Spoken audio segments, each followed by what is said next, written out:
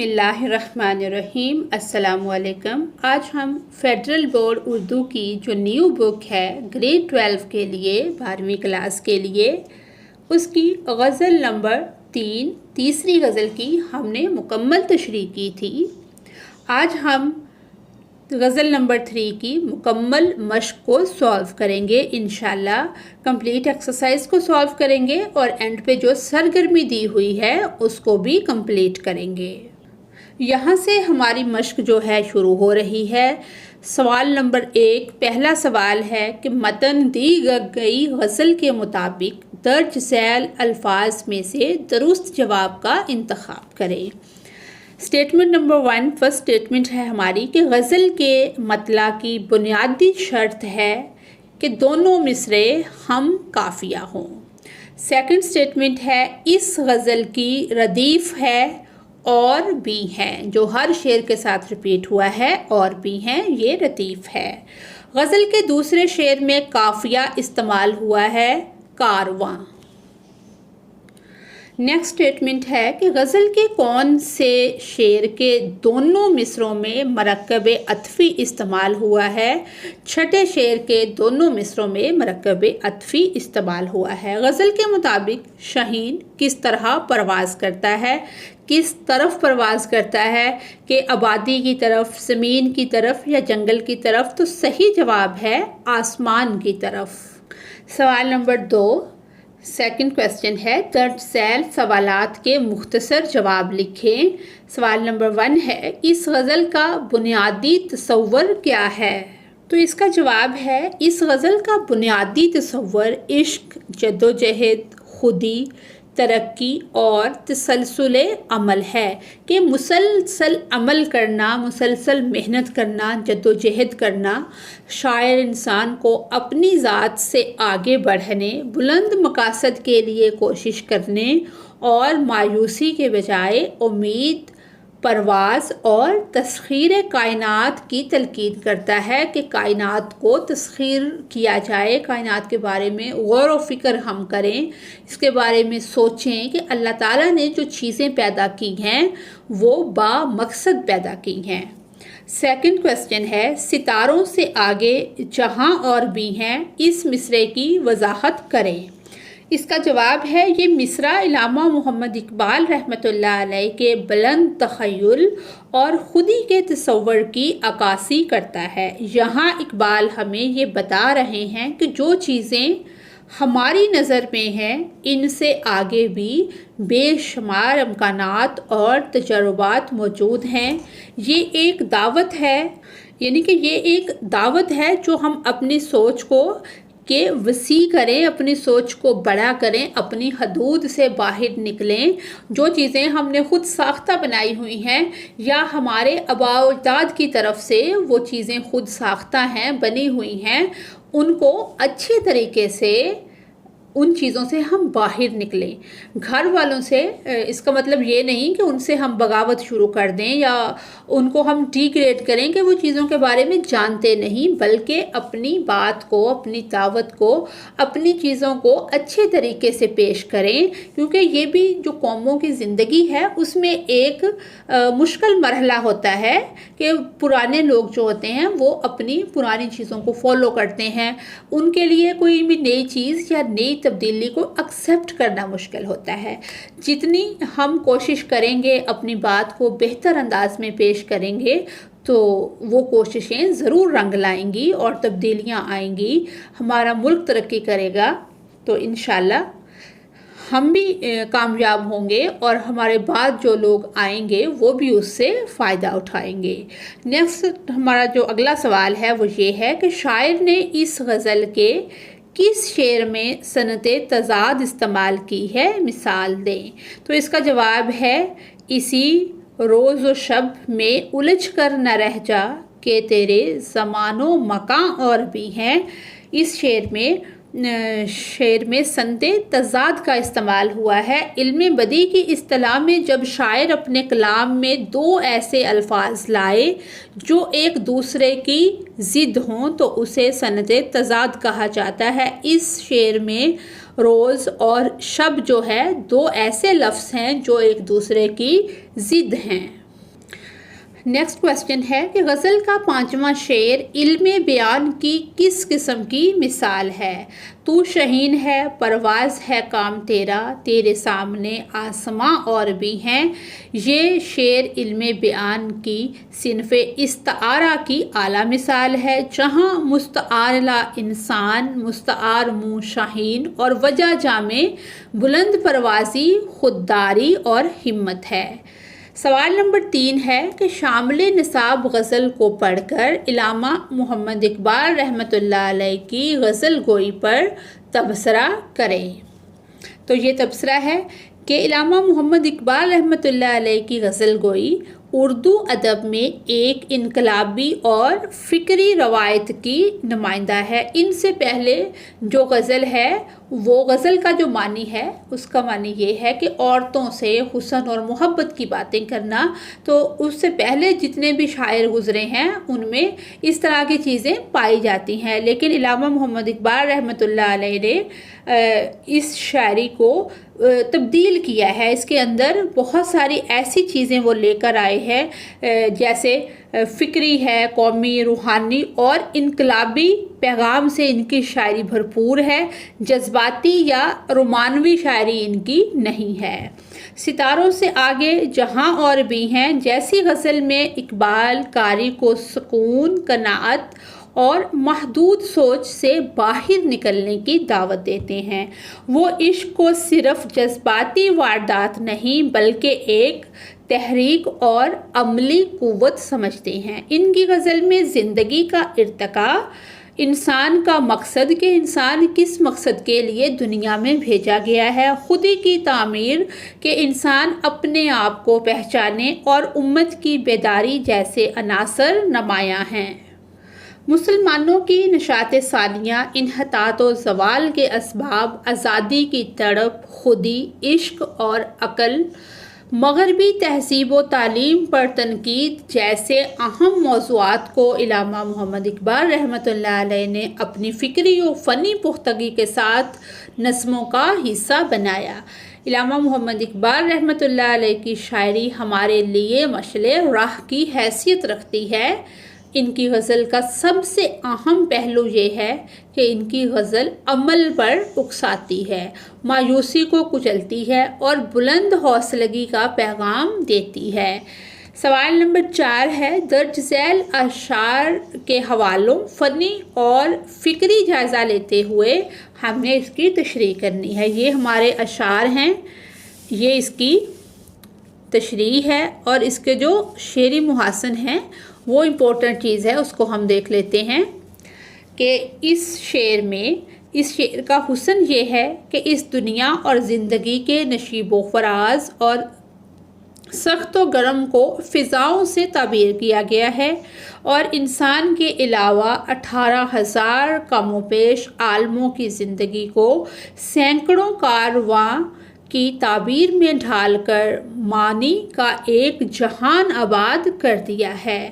دوسرا شعر ہے، یہ اس کی تشریح ہے۔ اس کی تفصیلی تشریح کے لیے آپ چینل کی پلے لسٹ میں جائیں، وہاں سے آپ کو تفصیلی تشریح کی ویڈیو مل جائے گی۔ تو اس کے شعری محاسن کو ہم بس یہاں تھوڑا بہت ڈسکس کریں گے کہ علامہ محمد اقبال رحمۃ اللہ علیہ نے معنوی اعتبار سے وہ معنی پیدا کیے ہیں جو اوپر والے اشعار میں گزرے ہیں، لیکن پیرائے اظہار کو رنگا رنگی دی ہے کہ اس دنیا کو عالم رنگ و بو سے معنی آفرین تعبیر میں پیش کیا گیا ہے، جہاں آخرت کو چمن سے اور جنت و نعمت کے مقامات کو آشیاں سے تعبیر کر کے شعری جمالیات کی عمدہ مثال پیش کی ہے۔ یہ نیکسٹ شعر ہے اور یہ اس کی تشریح ہے۔ اس کے جو شعری محاسن ہیں ہم ان کو دیکھتے ہیں کہ اس شعر میں ایک منزل یا مقصد کو نشیمن سے تعبیر کیا گیا ہے اور دوبارہ کی جدوجہد کو مقامات آہو فغاں سے تعبیر کر کے غزلیہ شعر کے تقاضائے اختصار کو پورا کرتے ہوئے شعری حسن کو برقرار رکھا ہے۔ نیکسٹ شعر ہے ہمارا اور یہ اس کی تشریح ہے۔ یہ اس کے شعری محاسن ہیں کہ اس شعر میں علامہ محمد اقبال نے علامتی پیرائے اختیار کیا ہے اور اپنے مخصوص انداز اور محبوب علامت شاہین کو مرکز بنا کر معنی کو اس قدر پھیلایا ہے کہ قاری کے اندر ایک حوصلہ اور خود اعتمادی کا وصف پیدا ہونے لگتا ہے۔ حسن خیال کے ساتھ ساتھ حسن بیان کا پیدا کرنا یہ علامہ محمد اقبال کا انفراد ہے کہ یہ ان کی انفرادی حیثیت ہے۔ اس سے پہلے غزلوں میں یا نظموں میں ایسا نہیں ہوتا تھا۔ نیکسٹ شعر ہے، یہ اس کی تشریح ہے اور اس کے شعری محسن ہم دیکھتے ہیں کہ اس شعر میں بھی علامہ محمد اقبال رحمۃ اللہ علیہ نے اپنا فلسفہ خاص نہایت خوبصورتی کے ساتھ پیش کر دیا ہے کہ دنیا کی ناپائیداری اور ہمیشہ رہنے والا مقام زمانہ خالص بھی اور بڑے مفہوم کو روز و شب اور زمان و مکان کی دو تراکیب میں اس طرح رکھ دیا ہے کہ اقبال رحمۃ اللہ علیہ کی غزل کی معنویت پر ایمان لانے کو جی کرتا ہے۔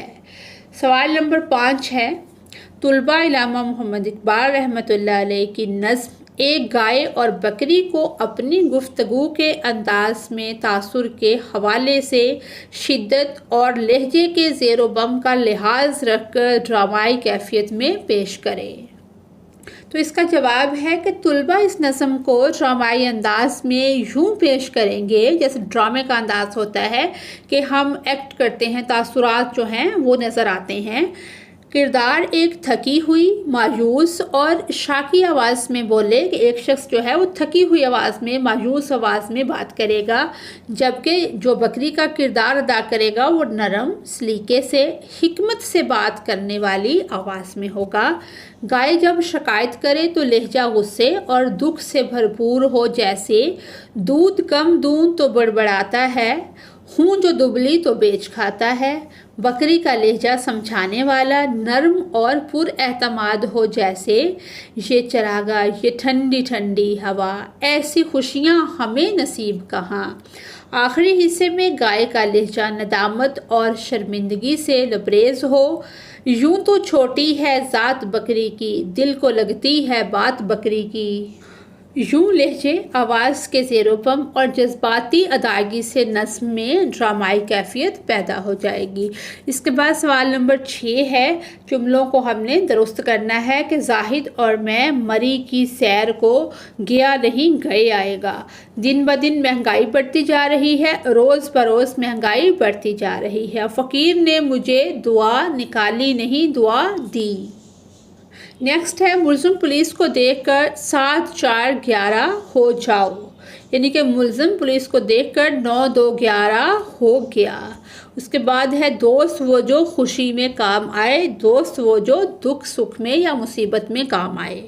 اس کے بعد ہے لغت اور تھیسارسس کا استعمال، کہ اردو زبان و ادب کا جب ہم مطالعہ کرتے ہیں تو بہت سارے لفظوں کے معنی ہمیں معلوم نہیں ہوتے، ان کے معنی کو جاننے کے لیے ہم تھیسارسس کا استعمال کرتے ہیں۔ جی، اب اس سے ریلیٹڈ کویسچن ہے کہ الفاظ و معنی سے واقفیت اور ان کے انتخاب میں درج ذیل کے لیے لغت اور تھیسارسس کا استعمال کریں۔ یہ والے لفظ ہیں مسجد، بدن، داستاں، منڈی، فرنیچر، مدرسہ اور دارالمطالعہ، یعنی کہ یہ الفاظ ہیں، یہ ان کے معنی ہیں۔ آگے ان کا جو تھیسارس ہے وہ یہ ہے کہ مسجد کیا ہے؟ نماز پڑھنے کی جگہ، عبادت خانہ، مصلی، خانقاہ، عبادت گاہ، سجدہ گاہ، اور بدن جسم کو کہتے ہیں، تن، قالب، جسم، پیکر اور ڈھانچہ۔ اسی طرح داستاں، طویل کہانی، حقائق، سرگزشت، افسانہ، قصہ، روایت بھی داستان کو ہی کہا جاتا ہے۔ منڈی، خرید و فروخت کی جگہ جہاں پہ بیچا جاتا ہے اور خریدا جاتا ہے۔ مارکیٹ، بازار، تجارت گاہ، سوداگروں کی جگہ جہاں پر خرید و فروخت کرنے والے لوگ آتے ہیں، بیچنے والے لوگ آتے ہیں، سوداگروں کی جگہ۔ اسی طرح سے فرنیچر ہے، گھریلو یا دفتری اشیاء جیسے میز، کرسی، الماری وغیرہ۔ اسباب، ساز و سامان، نشست و طعام کی چیزیں، گھریلو سامان جیسے میز، کرسی، الماری وغیرہ۔ مدرسہ کیا ہوتا ہے؟ تعلیم حاصل کرنے کی جگہ یا تعلیم کی جگہ۔ مکتب بھی اسی کو کہتے ہیں، اسکول بھی، تعلیم گاہ بھی، دارالعلوم بھی، اور جامعہ کا مطلب ہوتا ہے یونیورسٹی، اسی کو کہا جاتا ہے۔ دارالمطالعہ، مطالعہ کرنے کی جگہ، جیسے لائبریری، کتاب گھر، مطالعہ خانہ، کتب خانہ، علمی مرکز۔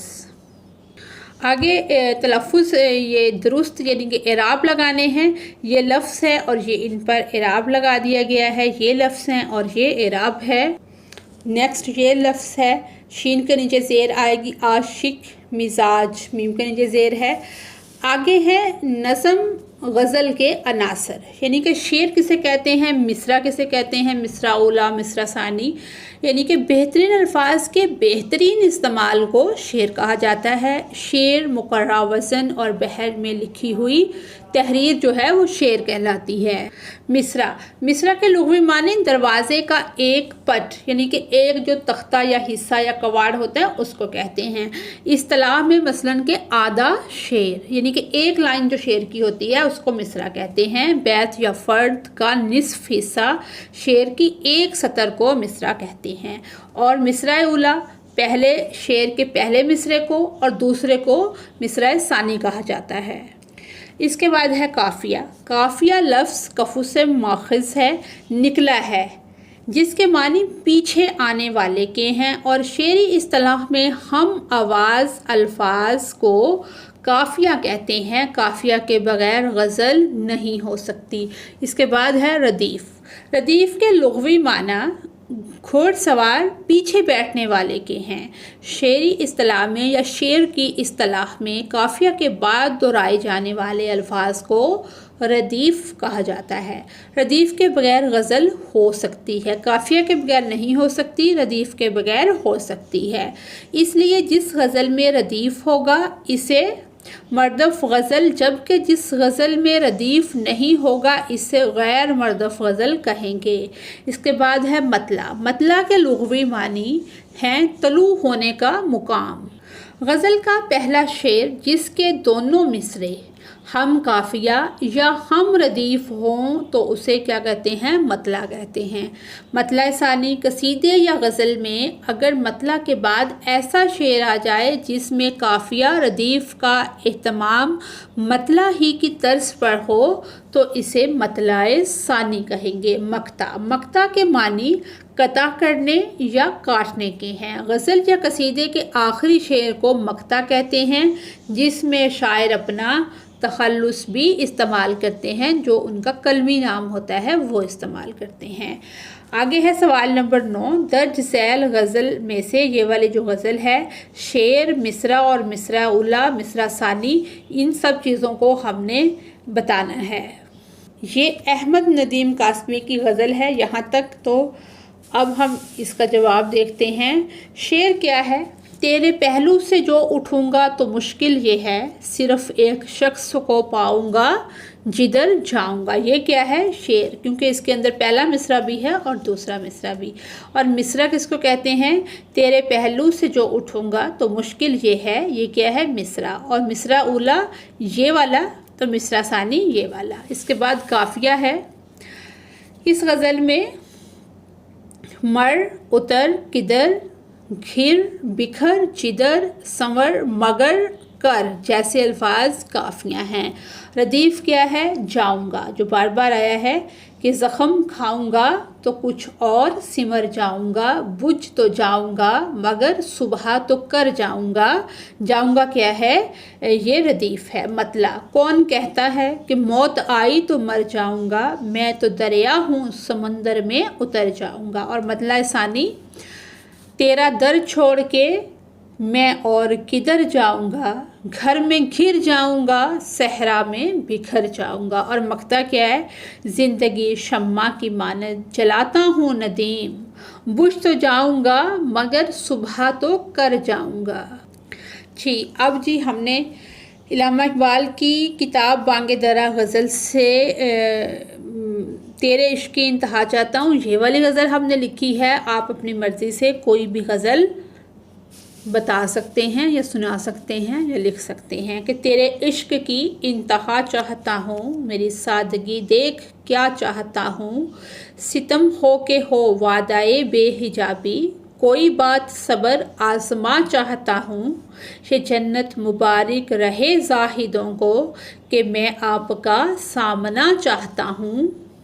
जी, ये वाली गज़ल है हमारी, जो कि यहाँ पे मुकम्मल होती है कि भरी बज़म में राज की बात कह दी, बड़ा बेअदब हूँ सज़ा चाहता हूँ। जी, ये हमारी कंप्लीट एक्सरसाइज भी और एक्टिविटी जो सरगर्मी थी वो भी कंप्लीट हो गई।